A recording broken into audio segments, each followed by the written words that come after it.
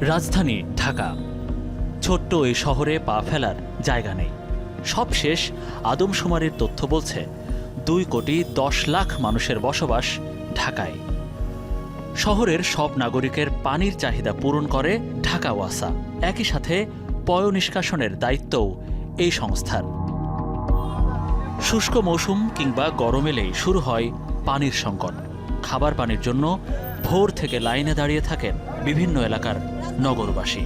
আর শ্যাওলাযুক্ত ময়লা পানির অভিযোগ তো বহু পুরনো।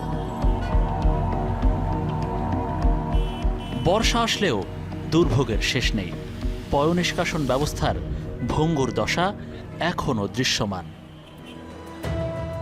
ঢাকা ওয়াসা পানির সরবরাহ ও পয়ঃনিষ্কাশন কর্তৃপক্ষ ঢাকা শহরের মানুষের বিশুদ্ধ পানির চাহিদা পূরণ এবং পয়ঃনিষ্কাশনের সেবা দেয়ার একমাত্র স্বায়ত্তশাসিত প্রতিষ্ঠান।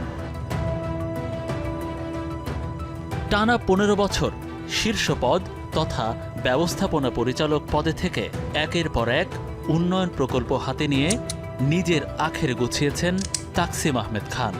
প্রায় 25,000 কোটি টাকা বৈদেশিক ঋণের ভারে ডুবতে বসেছে ঢাকা ওয়াসা। মার্কিন যুক্তরাষ্ট্রের ক্যালিফোর্নিয়া।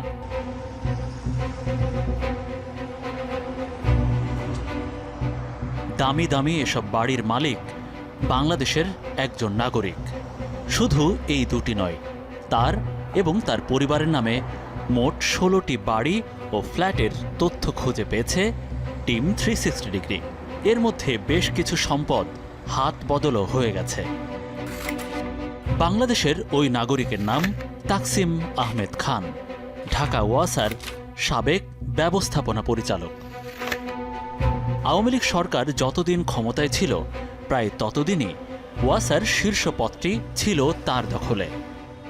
2009 থেকে 2024 দীর্ঘ 15 বছর শীর্ষ পদে বসে থাকা তাকসিম খানের নিয়োগটাই ছিল অবৈধ।